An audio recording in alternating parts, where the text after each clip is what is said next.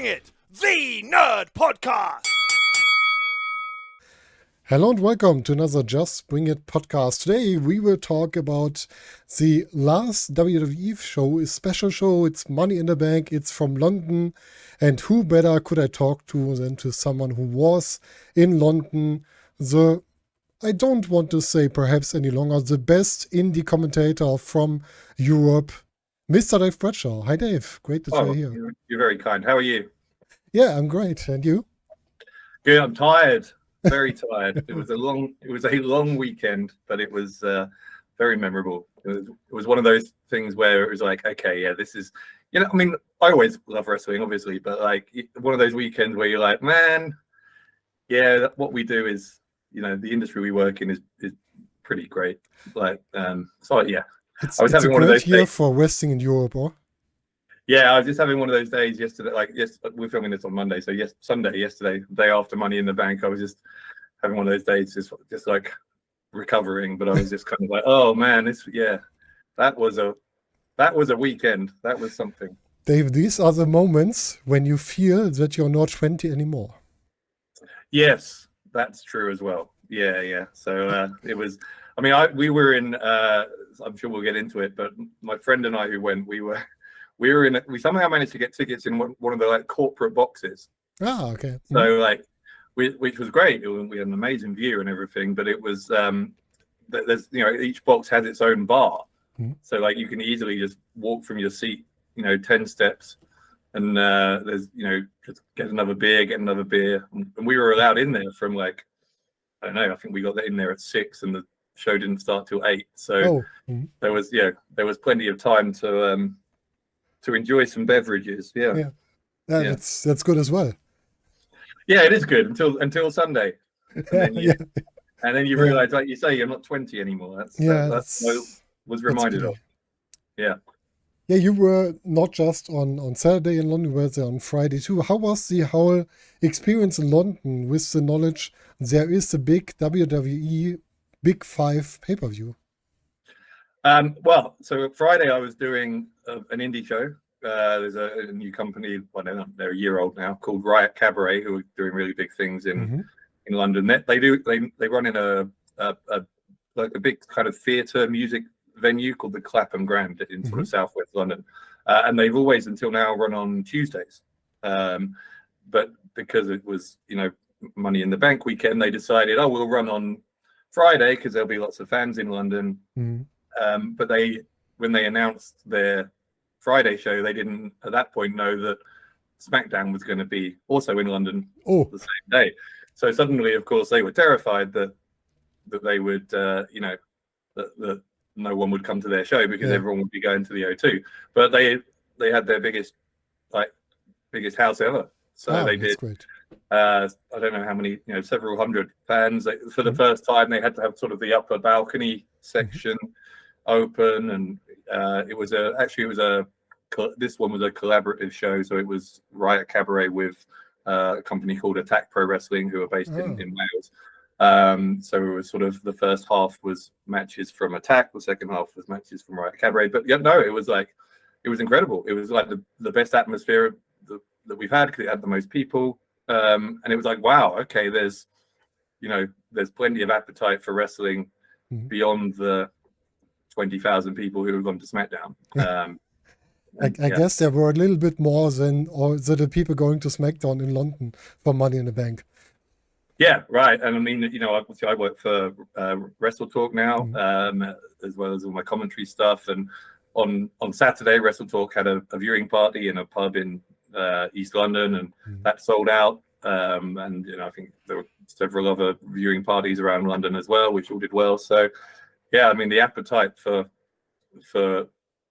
WWE, but for pro wrestling in general in England, in London in particular, is huge, as we will see again in August. I think when another company is coming to run Wembley Stadium. All In will be the next one, and I always think Tony Khan is a little bit crazy, but he always does the right moves. Going to Wembley was your first show in England, in Europe, is a really big step, but he proves that he has the right feeling for it. Yeah, well, and nostalgically, that's, as you know, we've talked about this Yeah. before. Is a even bigger deal for me because wrestling at Wembley Stadium was a big childhood memory of mine from when I went to SummerSlam 31 years ago. So to go back for another show will be cool. So we're having like a real wrestling summer over here in London. It's great. Perhaps in the next years you can see another WWE event in London. John Cena was hinting something like this. And if really we're going a little bit further into the show, if really what John Cena said, WrestleMania would come to London, I guess they would go to Wembley, and then I would try to come there as well. Well, we'll see. Yeah, I mean, the John Cena moment was just unbelievable. I think it was straight after the Cody match. I think the Cody and Dominic match. I guess. It was, no one was. Yeah, in between each match, as you know, the lights go down in the arena because they're playing a video. They're playing, like, I don't know, an ad for WWE shop or something, and then suddenly it was from nowhere, no announcement. Suddenly it was just Cena's music started, and the place went absolutely. It was wild all night, but it went particularly wild. Cena shows up, so wow, what's this about?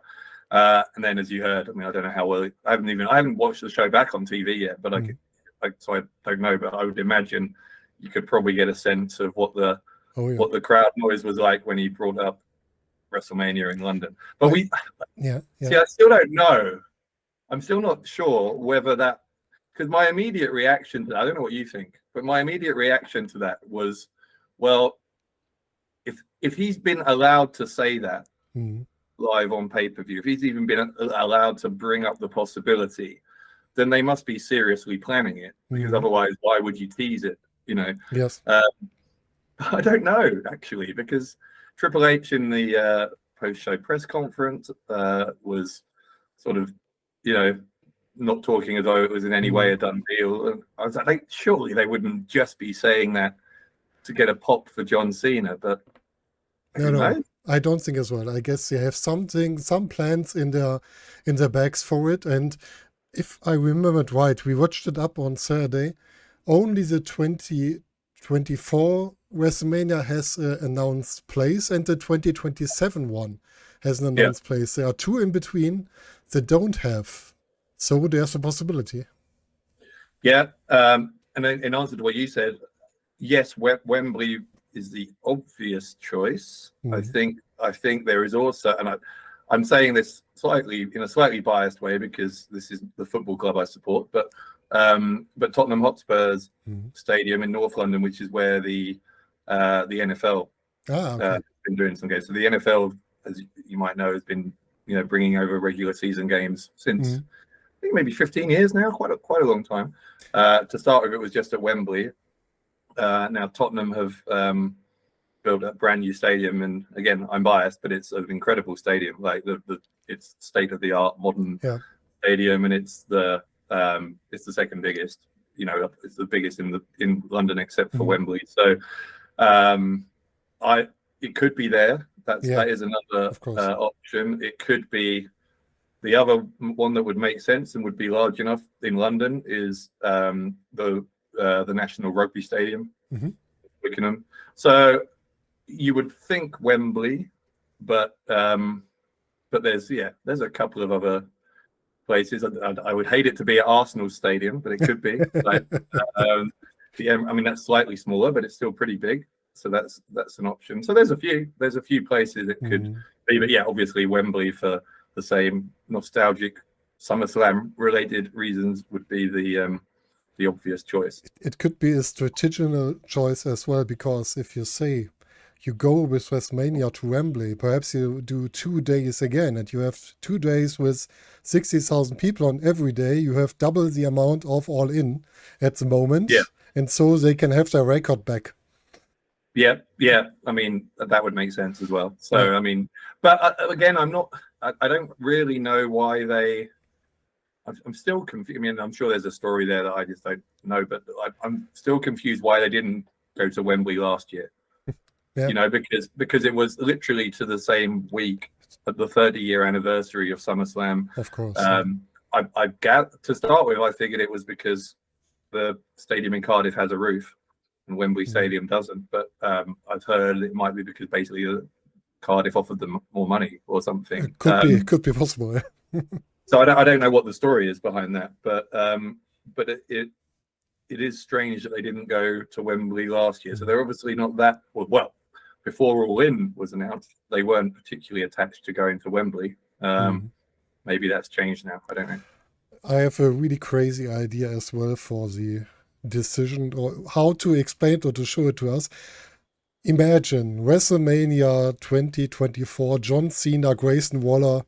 Who wins will decide. It goes to London or to Australia. We'll have a ladder match. Have a contract. Yeah.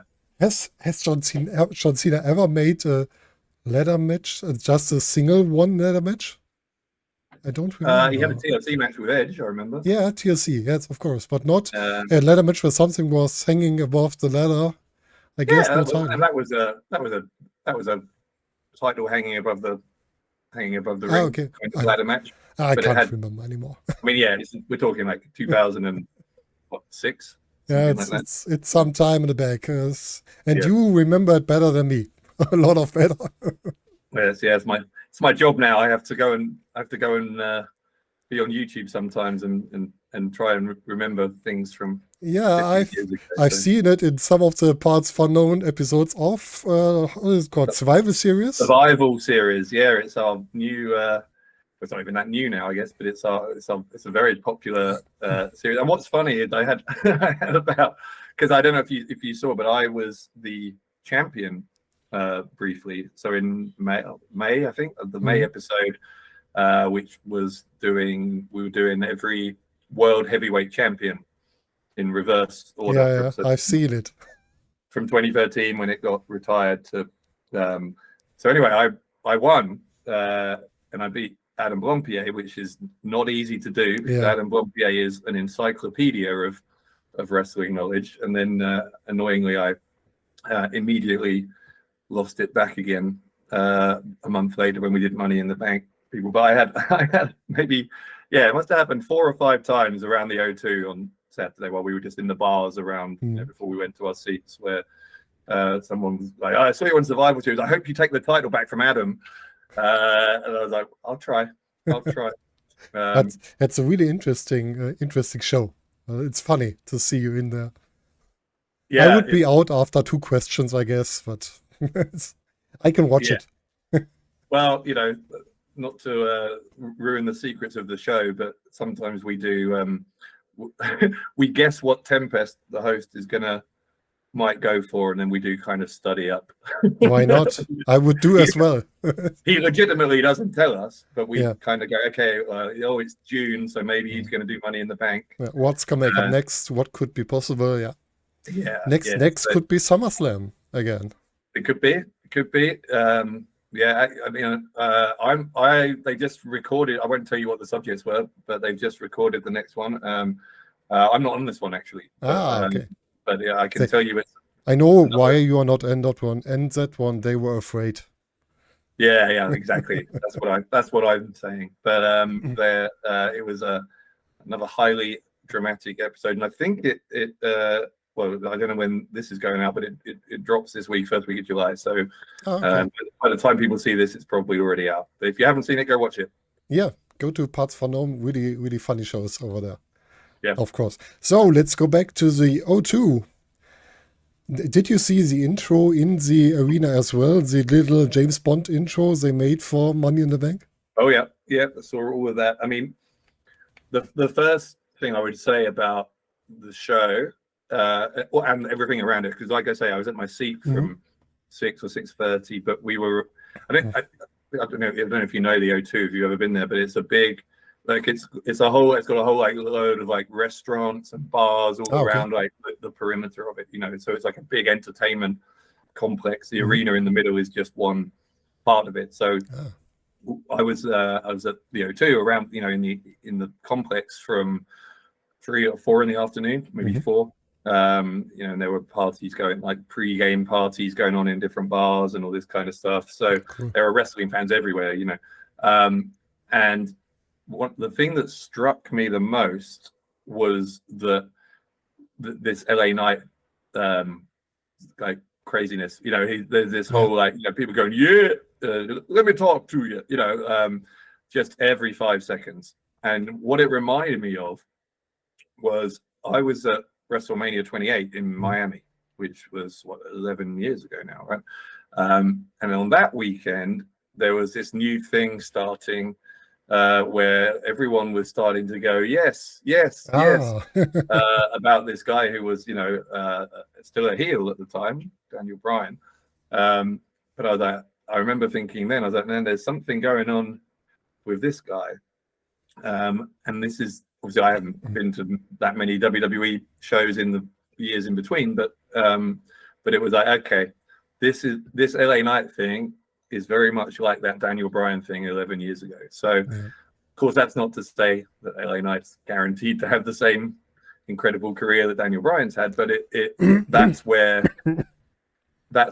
it's currently, certainly in London, it's currently the fans' like big thing is everyone is on the LA Knight train at the moment.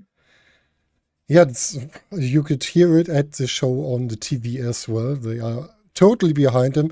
I guess at the SmackDown show as well. I guess he was there as well. Don't really know if it was Raw or SmackDown where he was shown last time.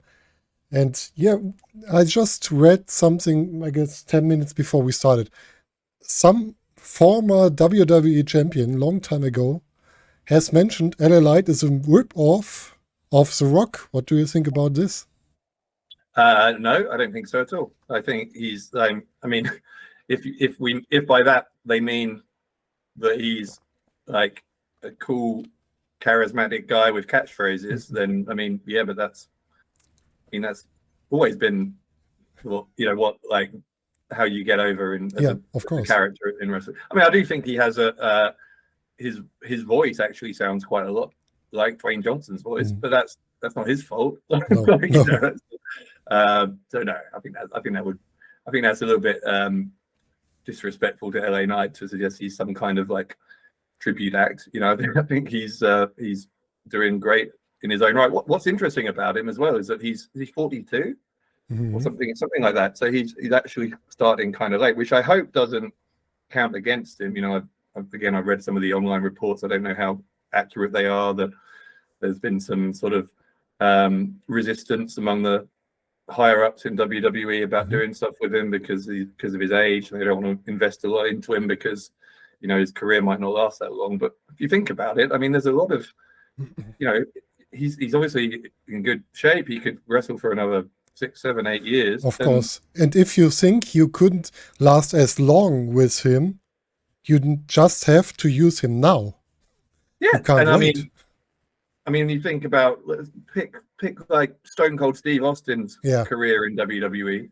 He only became big in '96 when he won King of the Ring, and really it was only, and there were injuries, but even with the injuries, it was only sort of 5 or 6 years that he was there doing full-time stuff, and then really short run. 7 years. 2003 he retired. So it's like you can do a Hall of Fame career in 6 or 7 years. Like it's not a reason to, just because a guy is 40, 42, it's not a reason to say no. If he's as over as LA Knight is. Of course. And going with the age, think about DDP, who started really late as well. Right. And he did a great career as well. So not in WWE, but in WCW. I mean, to be fair, I'm not saying they are going to put the brakes on because of his age. I'm just saying there's been some stories, and I hope it's not true. But they seem to be, like Triple H seems to be fully aware of the of how popular he is and has great plans for him. So hopefully it's not going to be any kind of hindrance to him. But yeah, I mean, he is extremely over. I can tell you that much.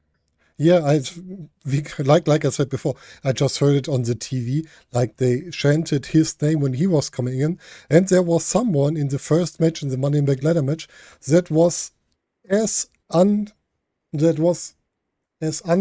I will tell it like this, in the same amount that LA Knight was liked, and that was Logan Paul. Yeah. That's there was that was another thing. All through the day, there were people in sort of with signs against Logan Paul, and I think part of it as well was that a lot of people thought Logan Paul was going to win. Yeah, and people were like, no, we don't want it because we all want LA Knight. Of course, in the end, neither of them won. But but I think that so many people were concerned that we really want LA Knight, and they're gonna take the rug from under us by letting Logan Paul win it, especially when he was like the late announcement that he was going to be in the match when there were already 6 people in it, and suddenly Logan Paul was thrown in. And he didn't qualify for it. He didn't qualify. He was just there, so it was like, okay, he's been thrown in and he's going to win it. But so I think there was a lot of the Logan Paul hate. Well, he's definitely disliked anyway, which is credit to him because that's what the character he's going for. But it was amplified by people desperately wanting LA Knight to win. Yeah. I guess there could be reasons why you don't like Logan Paul beside of his wrestling, but that's nothing that we have to talk about. He has a special character in and outside the ring. Let's call it like that. I get that he's controversial and there's reasons that people don't like him and whatever else. But if you just looking at him purely from what he's done in pro wrestling, like I mean, the respect that he's obviously given to the art form of pro wrestling, he hasn't just come in and tried to be I'm a celebrity, look at me, I'm huge on social media, I don't even have to train. I mean, he's obviously trained hard. He's one of the best performers, on the roster. If you put everything together, and I'm not saying he's a better in-ring worker than everyone else who's trained for years, but if you combine it with the charisma, the eyes he brings to the product, like people who say, he doesn't deserve his spot on the card, I don't think they know what they're talking about. It's a If you complain, the 2 outside stars of WWE on the card, it's Logan Paul and Shayna Baszler. Not Shayna Baszler, Ronda Rousey. I would prefer the work of Logan Paul over that of Ronda Rousey because I like his work inside the ring more than what I can see from Ronda Rousey. But that's just my opinion, I guess. Well, of course. So that takes us into the second match, right? Which actually is rumored to be because Ronda Rousey supposedly might not be staying in WWE for that long, and wanted to have, a one-on-one feud with Shayna Baszler because she really likes working with her and stuff. So, because it did feel, I don't know how it came across on TV, but it felt in the arena that suddenly, like when Shayna Baszler kind of turned against Ronda Rousey, it was sort of from nowhere, right? There hasn't really been any build to that. Not really, I mean, a little bit, I guess you could say, but not really. And so I think it was, I don't know if they're in a hurry because I don't know when her contract's up. I don't know what the story is again, but it was definitely, it wasn't unpopular. People were into it, but it was like, oh, wow. Okay. Because it just suddenly, midway through the match, suddenly she just attacked her, which was interesting. There's one thing that I couldn't understand. If you know that you want to do the turn, why don't use the unification match on this card with 2 homegrown talents with the other titles? So we had Alba Fire and Isla Dawn with the NXT titles. Why don't you use this match here? Rousey and Shayna lose the match and then Shayna turns to Rousey because she lost the match. So you had your homegrown talents, and then after this, you can still bring Liv Morgan as a new competitor for the titles. Could be possible as well. Yeah, I don't know. I mean, I don't know what the story is they want to tell. Maybe there's, maybe Shayna Baszler's character has a reason why she turned against Ronda Rousey. I hope so. Because they lost the match. I don't know. We'll find out on this week's TV, I guess. But it was definitely a surprise. Yeah, of course. For the summary, Damian Priest got the Money in the Bank contract. What do you think about Damian Priest having this contract now? Well, I can tell you what I thought at the time. My immediate reaction was he's going to cash in tonight, during the show, because I thought, well, what will happen is, maybe Seth's going to narrowly survive a war against Finn Balor and they'll both be exhausted. Damian Priest will come in, steal the win from Seth, become world champion, and then Finn Balor's really annoyed because he did all the work, and Priest then steals the title. And I mean, in the end, something I guess we'll get to it, but something similar-ish happened in that they did tease the idea that Damian Priest might do that. No, I mean, I think I would say I have no problem with Damian Priest at all. What I think because Rhea Ripley and Dominic Mysterio have been so amazing. They've been so entertaining. I don't feel like I have a strong opinion on Damian Priest. Either way, I think he did great against Bad Bunny. Is he ready to be put in a position where he's likely, presumably, historically, to win a world title? Yeah. I don't know. They obviously feel that he's got it. So I guess we'll see. But yeah, I mean, it's an incredible chance for him to step up. Of course, and I had a really similar idea. I thought about it could be a good explain if really Finn Balor got the title and then you have this conflict inside Judgment Day. That would be really interesting. And you could go another different way. You have now a Damian Priest with the contract. You could have Finn Balor with the title, and you could have Cody Rhodes, who defeated a part of Judgment Day. So you could go Cody against Finn. Cody would win the title from Finn, and minutes after this, Damian Priest gets the title from Cody.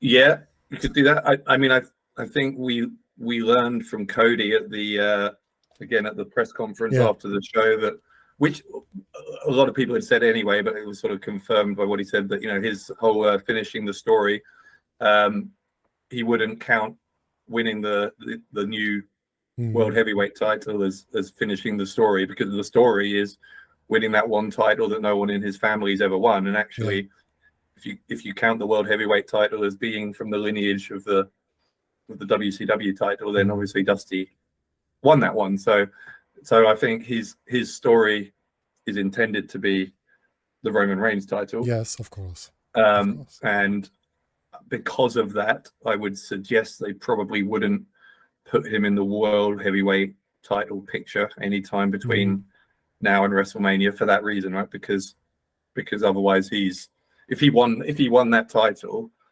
it's sort of diluting that whole finish the story thing when they go there, presumably at WrestleMania. So of course. Yeah. But I'm really interested where the way of Cody Rhodes will go now. He, like I said, he defeated Dominic Mysterio. How about the match with Dominic Mysterio? How was it for you in the audience? It's fun. Obviously, everyone is loves booing Dominic. Cody's really popular as well. Still, lots of chance for Cody. I think there was an expectation that Brock was there. Yeah. Because of the online rumors over the weekend, and then the fact that he wasn't. The match ended, Cody celebrating. A lot of people were sort of looking towards the entranceway, waiting for Brock's music to hit, and then it didn't. But although people had just had an exciting return, because in the previous match Drew McIntyre had just come back. So it was a little bit. I guess there was a little bit deflation that Brock wasn't there. But then 1 minute later, John Cena showed up. Yeah, so it was any kind of really crazy. Disappointment was very very short-lived. Yeah. So the second match we talked already about, Liv Morgan and Raquel Rodriguez got the tag titles back. Liv Morgan, a little bit Spice Girl experience on this one. Really nice one. And yes, the third match was, I always say our match if Gunther is in it. Because every Gunther match is our match. We've seen it at WXW and through a whole Europe. And it's always fine to see it. But I'm really disappointed that Gunther and Matt Riddle got the shortest match of the evening. Yeah, very short. Really short. In fact, I missed the finish because I needed the bathroom. And I was like, right, I'll go now. Okay, It's early in the match. And I want to see I want to be here for the closing stretch. And I was just walking back. And I could before I was just getting back into the main auditorium, I heard the bell ring. And I was like, what? And then I just got in just in time for Drew McIntyre. So yeah, I missed a little bit of it, but yeah, it was surprisingly short. But the stuff with Gunther and the Intercontinental title is another interesting question, kind of like on a smaller scale. What the question is about? Well, when will Roman drop the belt? Because Gunther's reign with the Intercontinental title is so long now that it's like it would need to be a pretty major moment for him to lose it. Maybe that moment is against Drew McIntyre at SummerSlam, but Could be. we'll see. Of course, it's a really good possibility with Drew coming back right now, and you can imagine he was really over with the crowd, and he seems like having fun inside the ring again. Yeah. Because the rumors online from some various news sources we probably won't see Drew, but we probably will see Brock, was the sort of the general vibe, and of course the opposite happened. So you never quite know what's going to happen. I know it's perhaps just with me, but I prefer Drew above Brock. I like him more than Brock. That's just my kind of point of view. Well, it's certainly more unpredictable because it seems like it's almost certain that they're going for sort of the tiebreaker, third and deciding match between Brock and Cody at SummerSlam, right? So Brock showing up to set that up was a fairly obvious thing to happen, which then didn't. Whereas I don't think anyone was particularly expecting Drew McIntyre's music to hit at the end of that Continental match. Yeah, that's right. And just have a look on the WWE pay-per-view schedule. What will come next? I guess SummerSlam is next, and is there another Saudi Arabia pay-per-view after it? Don't know. What's normally Payback is after it, I guess. Huh? Okay. Yeah. I don't know what the calendar's like after. I mean, SummerSlam's early this year as well, right? SummerSlam is at the 5th of August. It was early last year as well. I think it was even in July last year. Yeah. It was, but yeah, I mean, normally, so things are changing all the time. But so I'm not sure what's next after SummerSlam. It's like if it's like suggested, it's Payback on the 2nd of September. Okay. Yeah. And then Fastlane, and then there's sometime perhaps Crown Jewel, Survivor Series, the whole round down the road. Yeah. Yeah, Gunther and Drew McIntyre at SummerSlam sounds like a really cool match. Yeah, I mean, I expect it will be. Like it was, we saw the triple threat with them in at WrestleMania was great. So having them, I always think one-on-one matches in general are better than or they're easier to do well than a three-way match. So it has every opportunity to be just as good as the WrestleMania match. Yes, of course. These three did a great job at the WrestleMania match, but a one-on-one is something different. If we have seen with Gunther and Sheamus, the one-on-one was great. And I guess Gunther with Drew would be great as well. Yeah. What was great as well, especially for me, the better ladder match, was the Money in the Bank's women's ladder match. Mm-hmm. And I was really a little bit surprised with the winner, but I love what it could mean for the future. I predicted it. I said I think Io's going to win this. But yeah, I thought the match was great. I love the finish. I thought with the handcuffs and then kind of climbing over top of it. The sort of the kind of comedy awkwardness afterwards that they're both still just kind of attached to each other. Io Sky sat atop the ladder celebrating, and you just got the other two like just kind of, well, where do we go? They can't really go anywhere. Becky had a real nice face looking at the end. She was really pissed from what happened, I guess. Yeah, and Bailey. I mean, those two are two of the great performers. So, really fun. I mean, I like both ladder matches. I thought, both of them were really well done. But yeah, I mean, I think because there wasn't the women's match, there wasn't anyone who was like an obvious choice to Yes. be the favorite, right? Because I don't think anyone really thought Becky would win it because, she's such a big name already that what would she gain from it? I mean, some people were saying Trish would win it, but it was like, well, does she need that? I don't know if she needs that. And is that part of the run that they've got planned? Because I'm assuming we're going to Becky and Trish at SummerSlam one-on-one, maybe. I guess, So yeah, there wasn't really a favorite. So I think it was the perfect time to go with someone new, and to see them have the sort of the courage to do that, because sometimes it's easier to go with a more obvious choice. But I thought good decision. So let's see what they do next. And if I think about Io Sky against Asuka in the near or far future, I'm totally in it. I want to see this. Yeah, be great. Yeah. And perhaps with the finish, we could see Bailey Becky after the Becky Trish story. There could be something as well. Io could be something working with Bailey now for SummerSlam. Because I guess for SummerSlam, there's already been something hinted with Asuka, Charlotte, and Bianca Belair, I guess.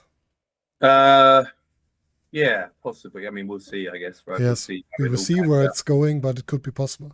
Yeah. Yeah, after this, Seth Rollins defended his title against Finn Balor, and you already talked about it. There was the Damian Priest at the end of the match. Yeah, I mean, part of me still, by the time the match happened, part of me still expected what I said earlier, that Priest would come and cash in. But they'd almost overly foreshadowed it by that point, because they did it earlier in the night. They did an interview, a backstage interview with him with Priest after he'd won the ladder match, saying, "Oh, who knows when I'm going to cash in?" And then I think right before the Rollins match, they did like an earlier tonight and showed him winning the ladder match again. It was almost a bit like it would be a bit too much now if they did it. So, but then when he showed up midway through the match, it became kind of obvious why they did those things, because it was like, okay, they're trying to make you think that he's going to cash in. And then the stuff at the end with where Balor didn't, the kind of the Balor looking over at Priest, the distraction kind of cost Balor the match, and then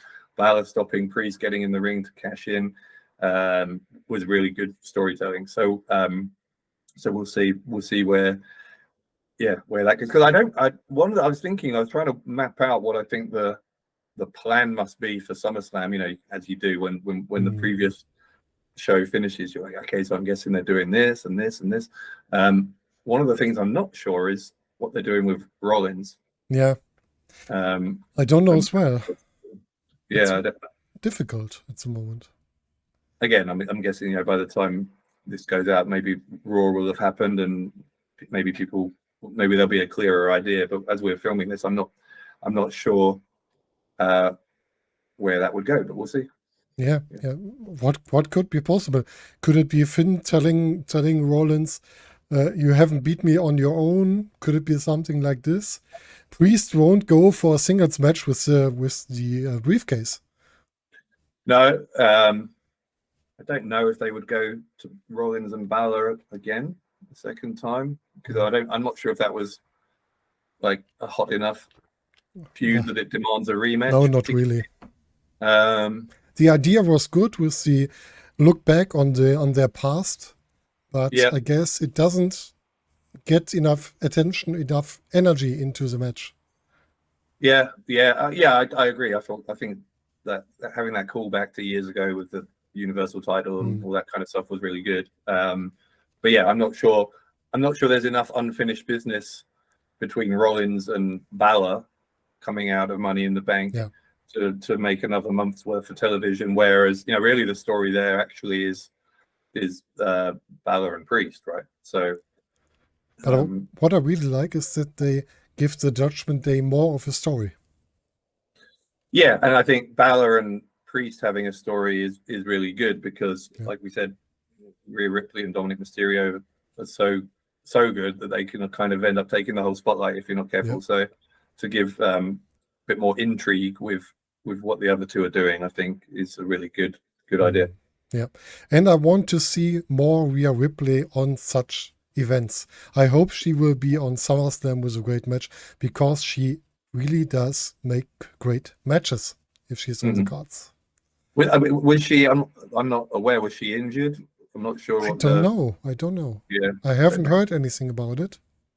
Perhaps just for the story reasons, because she was needed with Dominic. Yeah. I don't know.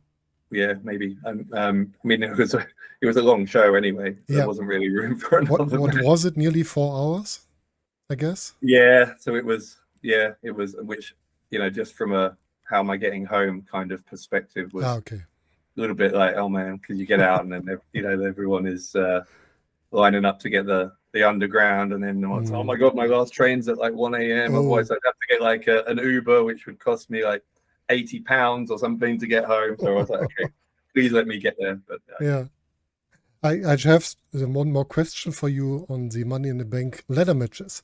Who was the strongest in both ladder matches? Well, who had the best performance? Like you would interpret my question. I mean, who was obviously the stuff with. Yeah, I mean, like everyone played played their role well. It's just a joke question. The strongest one were the English ladders in the matches because they didn't break instead of the American. Yes, that's true. Yeah, there was, especially the men's match, right, where there were a couple of spots where I think the ladder was supposed to break, and didn't. Yeah, we make ladders well over here. We were in our Discord at the time and were writing about the show, and I just wrote, I think Tony Khan sent them as a present to Triple H. They can use them on Money in the Bank. Yeah. So let's go for the last match and the biggest story match on the evening, the Civil War in the Bloodline. The Usos against Roman Reigns and Solo Sikoa. 32 minutes. I never had the feeling that it was so long. No, I think in the arena it did start kind of slow because you don't. I think it's different when you're in a live crowd because there isn't the whole, you're not listening to the commentary. There's not you're not getting quite the whole sort of story. But it didn't really matter because like everyone's so into it, like into the whole story that I think given how slowly it started, it was clear from the first minutes that. Okay, we're going like half an hour here, because you wouldn't start at that pace if you were speeding to a quick finish. But it was just like an Okada match. When you see Okada on a card, half an hour or more. Yeah, normally. But it was worth it. And I remember thinking, like, it was as I said, it's the first main roster WWE show I've been to as a fan or in any capacity for several years. And I remember thinking, especially when Roman's music hit, I was like, actually, I'm quite pleased I get to be a part of this, historic, title reign, just to be in the crowd for one of the nights when they're going to have one of the major chapters in this story. Because I've come to I'm far from the only one, but I've come to the conclusion in recent months that I think the Bloodline storyline probably is the best storyline they've ever done. And Roman, and actually, I think Roman Reigns at this point is probably the best main event heel in terms of longevity and intrigue. I always thought Triple H around 2000 was incredible. Actually, early Brock, when Brock was like monster heel when he was first champion, and then you go back to Roddy Piper. There's various contenders, but there's just recently I was playing that game with someone. We were on our way to an indie show. And, just had a long road trip, and we were playing, sort of, who do you think is the best? And I was sort of thinking, the first time, just recently, a few weeks ago, when I was asked that, I was like, I don't think I can honestly tell you that there's anyone better that I've seen as a consistent main event heel than Roman Reigns at this point. And the title reign is so good. For how long? 2 years, 3 years now? Nearly 3. Yeah, it'll be 3. Because he won it at SummerSlam, right? 3 years ago. So it'll be 3 years. For such a long time. Yeah, and just seeing him, even just his entrance was just like, man, you kind of feel like you're part of history. It feels a bit like if you went and saw Bruno Sammartino, during his like lengthy title reign in the 60s. It was kind of like cool. It's cool to see this, and obviously there was the atmosphere for it was incredible. Most people supporting the Usos, but there's plenty of people putting their wands up for Roman Reigns as well. So it was just so exciting, and as it built, even if the start was kind of slow, it was like as it built and built and built, it was like everyone was just like losing their minds. The kick out when he stacked them up, tried to win like he won at WrestleMania that time. It was the Brian Edge match on WrestleMania. Yeah, the trip. Yeah, so that was, when was that? 2 years ago. I guess, yeah, it should be, yeah. Yeah, so I mean, everything about it was just, really, really great. And then when you think about it, I guess, if I remember it right, Jay got the pin, and Jay was the first one pinning Roman in his WWE career, if I remember it right. It's the first time Roman's been pinned since 2019. And in their time with Shield, the Usos, I guess, were the first one defending Shield with pinning Roman, if I remember it right. Oh, could okay. be. So yeah, I mean, and again, I'm assuming they go into Roman and Jay at SummerSlam. But I actually, another interesting thing in terms of the crowd, there's a lot of cheering for Solo Sikoa. Mm-hmm. Roman was being booed to the hills in a good way, like that's what he wants. But Solo Sikoa was like, there's a lot of chants in favor of him. So I think that's a turn waiting to happen. If that's being replicated in crowds, in the US, then I'm sure, because it was pretty loud. Mm-hmm. So I'm sure that WWE officials will have noted that Solo is kind of over as a babyface. So I think they might want to, that might be somewhere to go. But you know what though, even Roman, like, even though people were booing him, it was like, when you can tell it's like booing, but like lovingly, respectful boo. It wasn't like, it wasn't like back when Roman was the top baby face and no one really wanted him to be in that position. This was like, there was a respect there. Like, everyone's like, no, you're the man, but we're going to boo you because that's what you want. Where and now I think it's a bit like when when Rock had his heel run before, when they pull the trigger, which they never did on Cena, but like they used to back in the day. It makes them, I think it just, if you do it right, if you give them the proper good main event heel run, then when you finally have that big babyface run afterwards, then he's going to be so much more over in that role than he ever was in 2015, 16 when they tried to do it before. So I think it's like super exciting, and people criticize WWE a lot for their creative direction, and I know people were unhappy with Cody not winning at WrestleMania, and we'll see how that all plays out. But it's like, in general, you'd have to say that what they have done with the Bloodline storyline has just been like masterful. How it's been done over the past year. Yeah. Do you think this story after WrestleMania could have worked as well with Roman losing the title to Cody? My immediate reaction after WrestleMania was, man, I think that was probably the moment to do the title change. But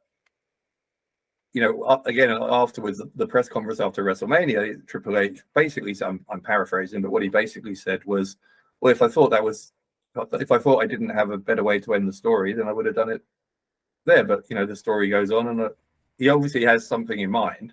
Yeah. And so whether it was the right decision or not, I don't think we know yet, because I think we've got to see how they do end it, when they end it, against who, and then people can form their own opinions about whether the way they did do it was a better choice than having Cody win it at WrestleMania this year. So I think the jury is out because I don't think we can judge until we see what they do.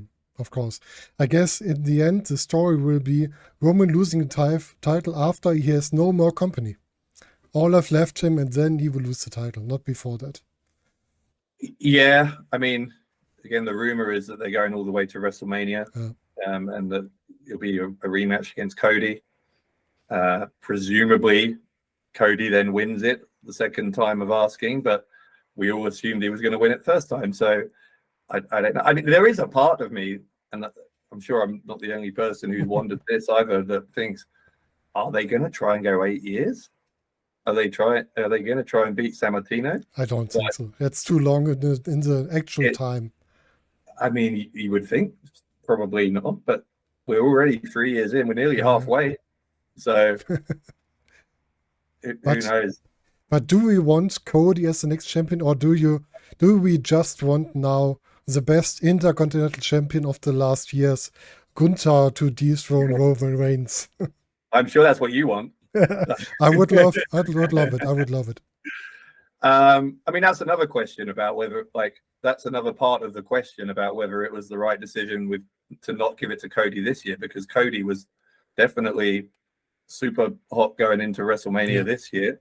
If they're going to do it again for WrestleMania in 2024, will he be at the same level of popularity as he was this year? Or will it feel like, oh man, we pulled the trigger a year too late? Like, but again, we don't really know yet, right? Because we don't know, there's still 8 months of creative.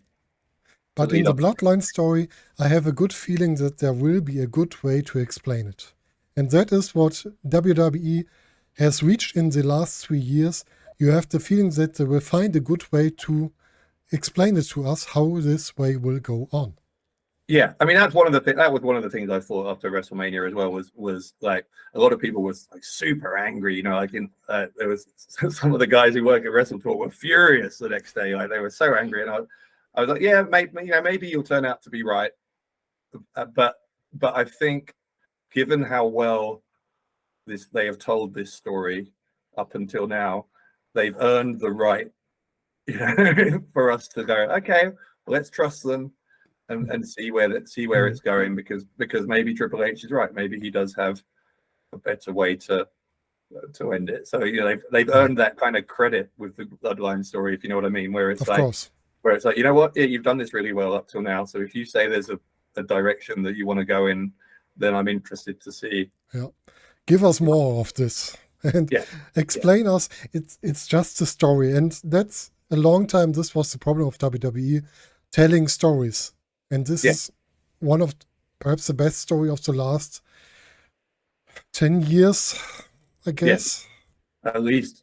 But and it's funny with like, you can't please us, right, as wrestling fans, because it's like it's like for years we say, oh, WWE doesn't do any long-term booking.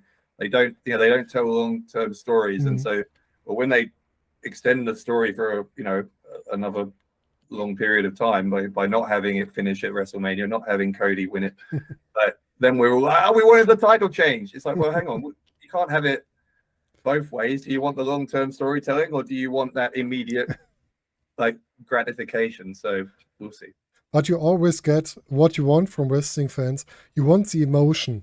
If it's a good one or a bad one, you want emotion in your matches, in your stories, and that's what you're getting here. Yes. Where some people were determined after that Mania match. Oh, it was bad heat. It's the wrong kind of heat, for that result. But like you say, you were, everyone had an opinion on it, and so in that way they got what they wanted. Of course, I guess what I would say, Money in the Bank was a good show. They missed some opportunities with the women's tag team titles, and of course, I don't know why they didn't get the men's tag team title with Pretty Deadly on the pay-per-view card. That would be something good as well. They will have their reasons, but I mean, they did a bit with Kevin and Sammy right in one of the corporate boxes, just so they could have something for the live crowd. I mean, I think part of it is you got to have something for the guys who just got SmackDown tickets, because it's right. Like it's especially when it's you've gone all the way to London for it, because it's kind of like, well, like a go home show for a pay-per-view, SmackDown, normally, or not normally, but sometimes there can be not much actually happen, because it's kind of, well, there's a pay-per-view tomorrow, so it's just that kind of final hype. Whereas this was like, well, there's going to be a super hyped up audience, special occasion. A lot of them won't have tickets for the following night, so it was like, I think they had to give them something on the Friday as well, like, so perhaps it could be that reason. You're right, totally right. So a lot of Money in the Bank. I guess we can say that it was a really good show, and I have to say that I always love to see and to hear the British fans. They are so good. That's why we need a WrestleMania. Yeah, of course. Exactly. And there has to be much more wrestling in Britain. There has been a hard time for the Britons in wrestling, just like what happened in Speaking Out and everything after this. And the fans deserve to have more of good wrestling at their place. And they showed this to us. Yeah, I mean, obviously the pandemic as well, but I think of course, like the indie scene obviously took a hit, and not just because of those two things, but because of the like when WWE started NXT UK, like, great for those. I'm not criticizing any of the guys who chose to go there. It was great. But they nearly killed the indie scene in England. But right. I mean, I wouldn't say it nearly killed it, but it obviously it takes out a lot of the headline talent there. So that's an opportunity for new guys to come through. But it also does mean, that you've lost some of the top guys, at least in the short to medium term. So there's been a lot for that scene to go through. But like, I think we're the UK scene, well, the European scene. Obviously, I'm very fortunate. I get to see a lot of the European scene as well. But it's really so healthy. Like, there's so much going on, and we're getting back now, especially the last few months. I'm just starting to really think now that there's like, WXW is a good example where it's like it's really cooking now, and it's kind of like there's a lot going on in a lot of good promotions and new ones like Riot Cabaret, who I talked about, coming through as well. So there's, I don't feel like we're in a bad place, but I would still like WrestleMania. I would prefer this to be in London than in New York or somewhere else. Yeah, it's more closer for you. Yeah, of course. And like I said, it's good to be a wrestling fan or someone working in wrestling in Europe at the moment. There's so much good promotion, so much good wrestlers as well. And at the moment, it seems like a lot of them are staying in Europe because, like Triple H said, NXT Europe could be a little bit slower coming up because of the board of WWE by Endeavor. Yeah, and I thought it was honest. I thought they were quite honest of him to say that, actually, because he could have just avoided the question, but no, he was like, that has slowed it down. But it was reassuring to hear, I suppose, that it's still on the horizon. There'll be a lot of people who are like talent who are in NXT UK or who WWE have been looking at since, who have maybe been told like, it's happening, but just bear with us. And so for them to know that, that thing that they've been told that there'll be a job for them, that is still it is still happening probably, but it's just been delayed a bit. That's obviously good news for them. And as hard as it is for us as indie wrestling fans, it's good for the wrestlers if they can get there and work their whole money with wrestling and don't have to have another job as well. Yeah. I mean, again, though, WWE is not the only option there, right? Yeah. Because the international indie scene, like between going to Europe, getting bookings in the US, it did take a hit. Obviously, it made it less easy for indie wrestlers to make their full-time living from indie wrestling. But again, that's another thing that I think is starting to pick up again. Yeah. So that we are getting to a point now where some of the most talented guys on the scene in the UK and Europe, say, can start making it their full-time living, which is important from a fan's perspective, because you want your top guys to be dedicating their whole time to wrestling, because the more time they can spend focusing on their craft and getting better at it rather than having to also hold down a full-time job outside of wrestling. That can only be good news for fans, because it means the quality is going to improve. Of course. And every wrestler that goes from the indie scene perhaps to the WWE or perhaps to AEW sometimes is also a good promotion for the promotions that are in Europe as well. So let's come to a close. Some greetings from this place as well. One greeting to Cara Noir for a quick recovery. He has his surgery a short time ago, I guess. Yeah, the injury the suffered, I think his ankle, I think.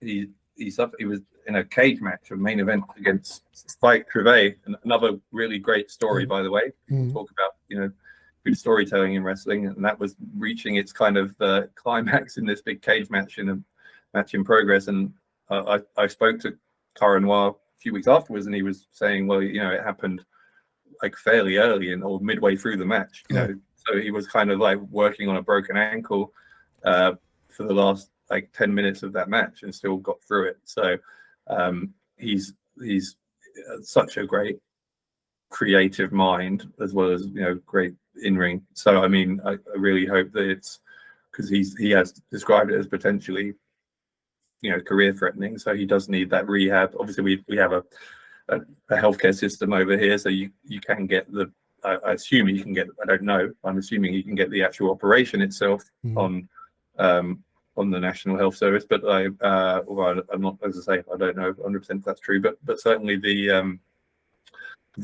some of the rehab he would need, you would only get the sort of the bare minimum through the so that's why he would need the extra money. So I hope if people have the spare cash, then that would be, and if you're a wrestling fan, that would be a good way to spend some money. Of course, and he deserves it. He gave us such great moments. So support your wrestlers, even if they are injured, if they are missing of any kind. Buy their merch, support them if they can, if they need help. That's always a good way. And some good greetings noch, a little spoiler for GWF. Greetings to Mityan for being the new main champion of GWF since yesterday in the evening. I find him quite terrifying. Yeah. And when he gets all angry and just starts, I mean, I'm glad for all of our sakes that he finally won the big one in his, because GWF is in his kind of his home promotion, right? It's from Berlin, so. And I think it was annoying him that in fact I know it was that you got Pascal Spauter was a 4-time GWF champion, and there's John Klinger, who had the title for the longest of anyone ever, and Medahan at that point still had been a tag team champion and a Berlin champion, but never had the GWF world title. So I'm sure that's an important thing checked off his list. I'm really interested in seeing him as the main champion now in GWF. We will see in the future. And that's all for today. Thank you, Dave, that you have got the time after a stressful day to come here and talk to me about Money in the Bank.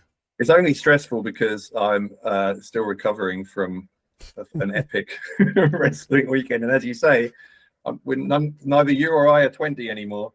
No, we've passed the double.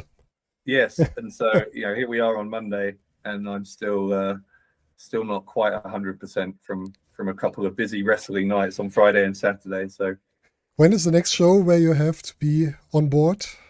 Well, I'm recording some stuff from across Europe on this week, just in post production. So there's a company I work for called Bodyzoy in Belgium. So they had a show.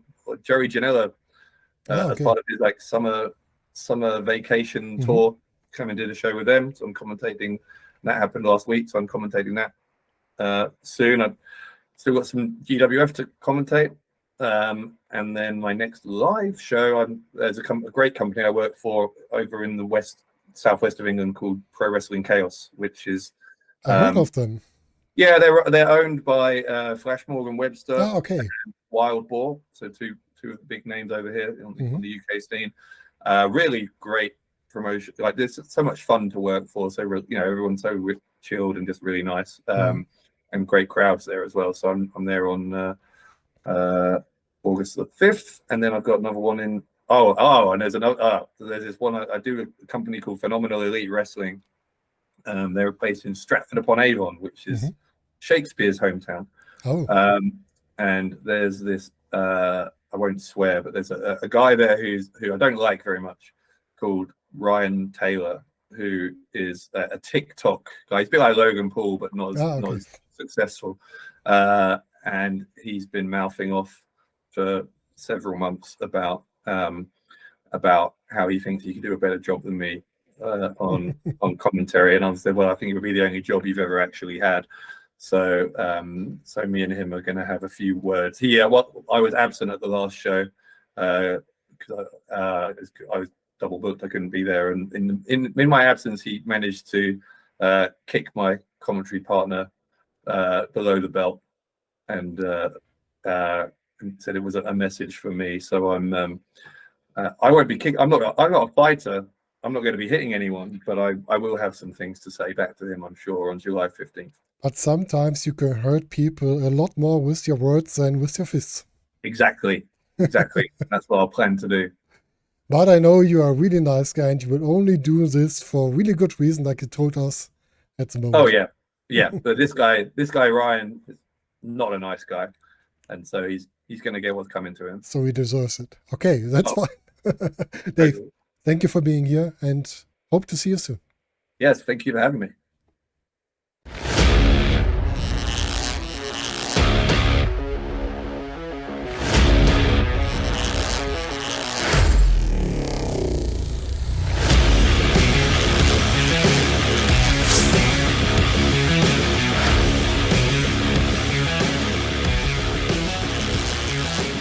Dave Bradshaw, and you're listening to Just Bring It, the Nerd Podcast.